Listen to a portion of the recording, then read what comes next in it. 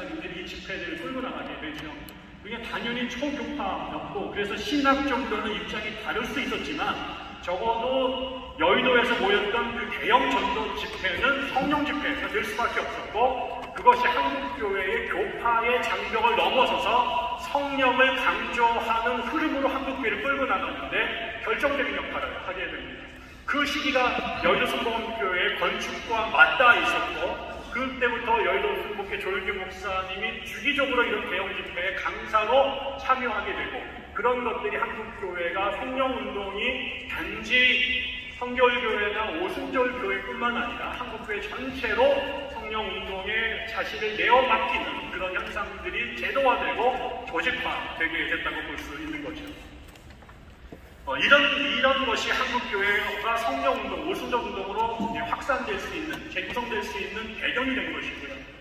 그러다가 한국의 협의회 오순절운동이라고 하는 그 운동이 출현하게 된 건 아까도 첫 번째 시간에 이 목사님께서 소개했던 메리 럼지 선교사가 28년도에 한국에 오면서 방언과 성령 세례를 연결시키고 사중복음, 오중복음의 이야기를 한국교회에 소개하게 된 적어도 오순절 버전의 최초의 사건이 28년입니다.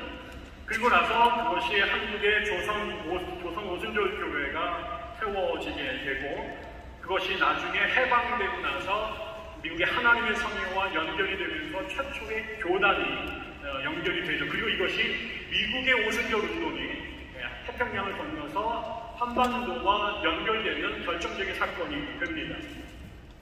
그 이후의 역사는 여러분 너무나 잘 아시고요. 그러면 한국의 오순절 교단으로 해서 오순절 운동이 하나님의 성회만 있느냐? 그렇지 않습니다. 여전히 오순절 운동이 세계 도처에서 일어났느냐, 아니면 미국에서 벌어졌느냐에 대한 그런 기원설 갖고 학자들 간의 논쟁이 많이 있습니다만, 적어도 제도적인 차원에서 오순절 운동, 신학적 차원에서 오순절 운동은 20세기 미국의 산물이라고 볼 때 미국에서 수많은 오순절 교단들이 생깁니다. 1900년대 초반에는 미국에서 가장 작은 교회였고 가장 가난한 교회였습니다. 그런데 이 오순절 운동이 끊임없이 분화하면서 신학적인 이유로, 또 아니면 헤게모니 쟁탈전으로, 아니면 또 다른 이유로 인해서 오순절이 끊임없이 분화합니다. 그래서 전 세계에서 미국에서 제일 큰 오순절 교단이 백인 교단과 흑인 교단으로 나누어지는데요. 백인을 중심으로 만들어진 제일 큰 교단이 어셈블리지 오브 갓, 하나님의 성회. 그 다음에 흑인들이 중심을 이루어서 가장 큰 교단은 처치 오브 갓 인 크라이스트라고 하는 교단입니다. 이 교단은 흑인들 중심이다 보니 우리나라에는 안 들어와 있습니다. 제가 확인하기에는 처치 오브 갓 인 크라이스트는 한국에 없는 것 같습니다. 아직까지 제가 알기로는. 그런데 그것 말고 오순절 운동도 그 안에 신학적인 요소 가운데 이 개혁주의적 요소를 조금 받아들였느냐, 아니면 순수하게 웨슬리안적 전통이냐에 따라서도 여러 분파로 나누어집니다. 리폼드적 요소를 받아들였던 교단 중에 하나가 처치 오브 갓, 여기 어셈블리지 오브 갓, 하나님의 성회이고, 여기에 영향을 받고 나간 교단 중에 또 글로벌한 교단이 된 게 국제 복음교회라고 하는 겁니다. 인터내셔널 처치 오브 포스퀘어 가스펠이라고 하는 아주 큰 교단이 있고요. 그 다음에 성결 웨슬리안 라인으로 가면 아까 본 처치 오브 갓 인 크라이스트라는 흑인 교단이 있고, 그냥 처치 오브 갓, 하나님의 교회라는 교단이 있습니다. 사실 처치 오브 갓이라고 하는 교단은, 하나님의 교회는 전 세계에서 가장 많은 교단이 선택한 이름입니다. 그러다 보니까 우리나라의 이단 중에서도 처치 오브 갓, 하나님의 교회가 생긴 거죠. 다 같았습니다. 왜? 너무 좋잖아요. 이것보다 더 좋은 교회 이름이 없어요. 하나님의 교회. 근데 그러다 보니까 우리나라에, 좀 이따 얘기했습니다. 우리나라에 들어와서 하나님의 교회, 한영신학교를 중심으로 했던 그 교회가 안상홍파 하나님의 교회하고 동일시되면서 굉장히 번역을 많이 치렀죠. 그래서 정통파 교단도 무지무지 많고요. 전 세계에 하나님의 교단이라는 이름을 쓰고 있는 이단들도 무지무지 많습니다. 그리고 그 다음에 펜타코스털 홀리니스 처치라고 하는 오순절 성결교회라는 교단들이 있습니다. 이런 교회들이 있고, 그 다음에 오순절 교단 중에서 미국에서 중요한 신학적 싸움이 하나 있었는데요. 소위 말하는 삼일체 논쟁인데, 다름이 아니라 보통 여러분들은 우리는 그 세례를 줄 때 성부, 성자, 성령의 이름으로 세례를 주잖아요. 근데 이제 그 이워트라고 하는 신학 그 목사가 성경을 읽다 보니까 사도행전에서 오직 예수의 이름으로 세례를 줬다라는 기록을 찾아냅니다.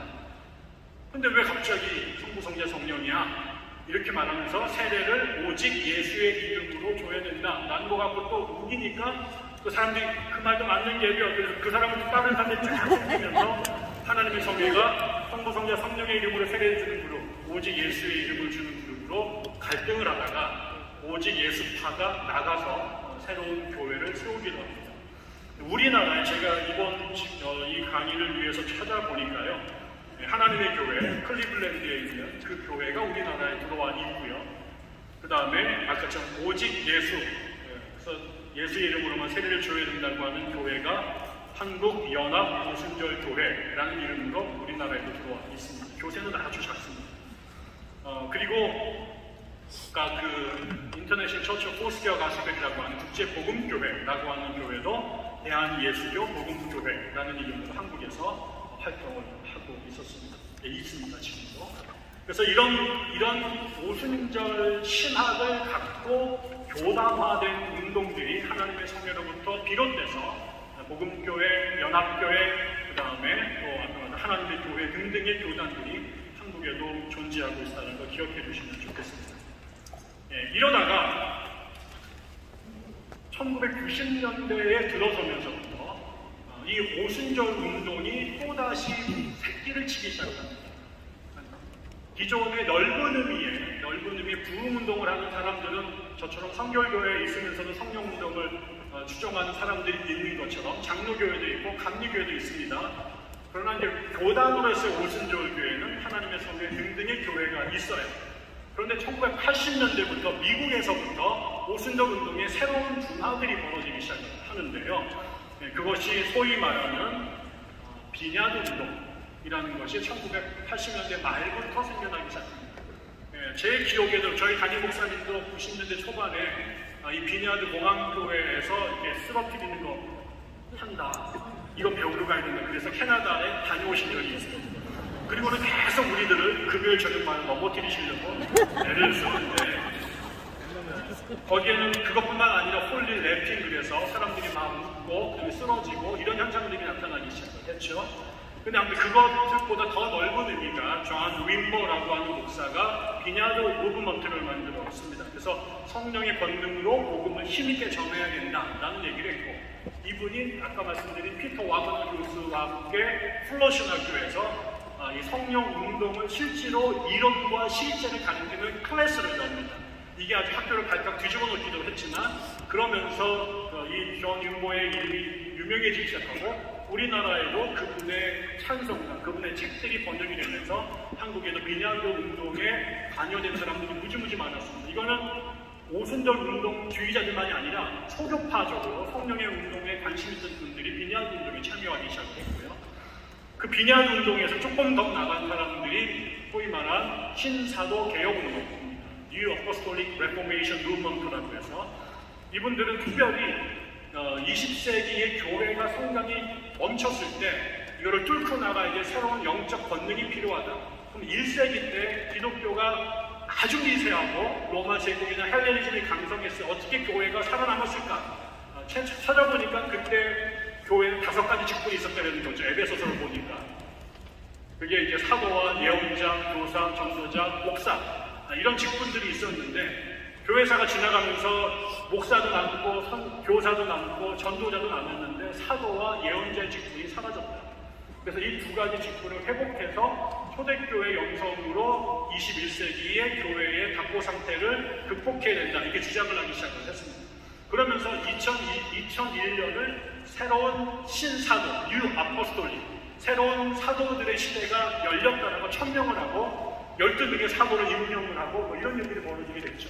그러니까 대번에 기성교회에서 누구 마음대로 이들이 사도를 임명하느냐, 사도는 주님이 하신 건데 뭐 이러면서 이제 반발을 하기 시작했고, 지금 우리가 예언자가 꼭 필요하냐, 사도를 뭐 이러면서 이제 갈등이 이어졌습니다만 그것도 분명히 성령 운동의 일파로 출현한 것은 사실입니다. 그 외에 비슷한 시기에 우리나라의 새로운 교회 개혁 운동들이, 그다음에 목회적 방법론으로 성령 운동을 다양하게 적용한 사람들이 나타나기 시작합니다. 그게 셀교회 운동, 그 다음에 G12, 알파코스, 그 다음에 두 날개. 이 운동들이 전부 다 찾아가면 원천이 같습니다. 여기는 결국 기본적으로는 성령이 임재한 뜨거운 예배와 진정한 코이노니아가 이루어지는 소그룹으로 교회를 갱신해야 된다라고 말하는데 거기에 핵심이 성령의 역사죠. 그리고 이 운동의 기원, 이 운동의 대표 주자들을 인터뷰해 보니까 이 아이디어 어디서 배웠어요? 라고 물어봤더니 전부 다 조윤기 목사님한테 배웠어요. 그리고 자기들이 조윤기 목사의 제자다 이런 얘기를 하고 있습니다. 조 목사님께서 개런티를 받으셨는지 잘 모르겠습니다. 그 제자들 전 세계에서 그런 운동으로 한국교회를 이루어온 거죠. 제가 말씀을 정리를 하려고 합니다. 한국에는 성령 운동을 통한 부흥 운동이 시대마다 다양한 모습으로 전개되어 왔습니다. 그 와중에 1920년대 후반에 최초의 오순절 운동이 한국교회에서 시작이 됐습니다. 그것이 수십 년의 역사를 오면서 한국교회를 견인했고 오순절 교단들이 형성이 됐습니다. 그래서 성령운동을 주도하는 대표적인 교단들이 됐습니다. 그러나 20세기가 넘어가면서 한국교회가 여러 가지 위기에 처했을 때 기존의 성령운동을 다양한 방식으로 적용하려고 하는 창조적인 노력들도 벌어지게 되면서 다양한 형태의 셀운동이나 알파운동이나 G12 같은 게 생겨나게 된 거죠. 결론을 내리겠습니다. 첫째, 이것처럼 한국교회 오순절 운동은 조금만 시야를 넓게 보면 대단히 광범위하고 복잡하게 진행되어 왔다는 겁니다. 여의도 순복음교회가 대표적이긴 하지만 여의도 순복음교회와 다른 모습과 강조점을 갖고 있는 성령운동도 한국교회에 대단히 다양해요. 동시에 그 성령운동이 한국교회를 탄생시켰고 그 수많은 우욕, 질곡들을 통과하면서 사망의 음침한 골짜기를 통과하면서 한국교회를 살리고 끌고 온 것도 결과적으로는 성령운동이다 라는 것입니다. 그러나 동시에 그 성령운동이 잘못된 사람들과 기관에 의해서 수용되고 적용될 때는 한국교회를 가장 심각하게 위협하는 이단들의 원상이 되기도 했다. 이 부분도 우리가 기억해야 됩니다. 네 번째는 한국교회 안에서 오순절교회는 가장 작은 교회로 시작했습니다. 그래서 천덕꾸러기처럼 욕도 뒤지게 먹고 무시도 많이 당했습니다.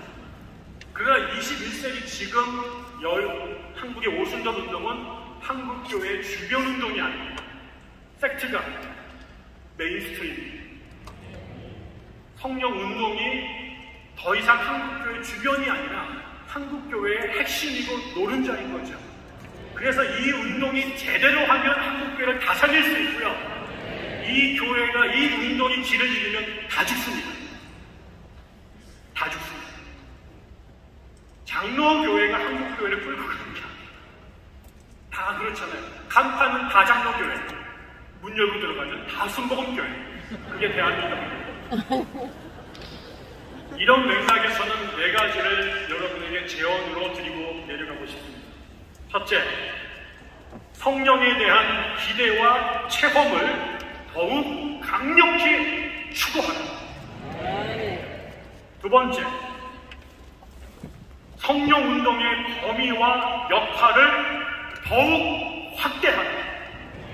집에서 기도하다 불받고 방언하는 것으로 성령의 역사를 한정하지 마라.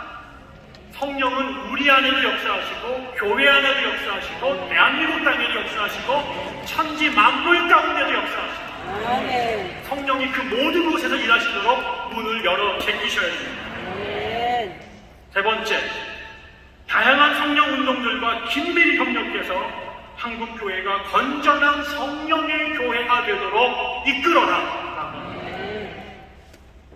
순복음교회만이 아니라 하나님의 성회만이 아니라 복음교회가 있고 연합교회가 있고 그 다음에 하나님의 교회가 있고 성결교회가 있고 장로교회가 있습니다. 다 성령을 사모하는 교회입니다. 교리를 따지면 걸리적거리는 거 불편한 거 있습니다. 그럼에도 불구하고 모두가 하나님의 자녀들이고 모두 다 성령이 역사하시는 당신들의 파트너입니다. 그래서 성령 하나만 동일한다면 교파와 교단과 신학과 인종과 그 다음에 정치적 색깔까지 넘어서서 하나 될 수 있어야 됩니다.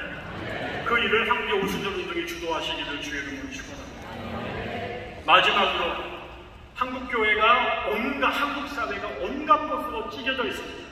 아시잖아요. 젊은이들이 집에서 아버지랑 정치 얘기를 할 수가 없습니다. 멀쩡하던 교회가 정치 얘기만 나오면 한국교회가 둘로 셀로 다 찢어집니다. 어느 교단이냐, 어디 출신이냐, 신학이 뭐냐, 아버지가 어디서 내려오셨느냐, 이런 문제를 갖고 교회마저 4분 오열되어 있습니다.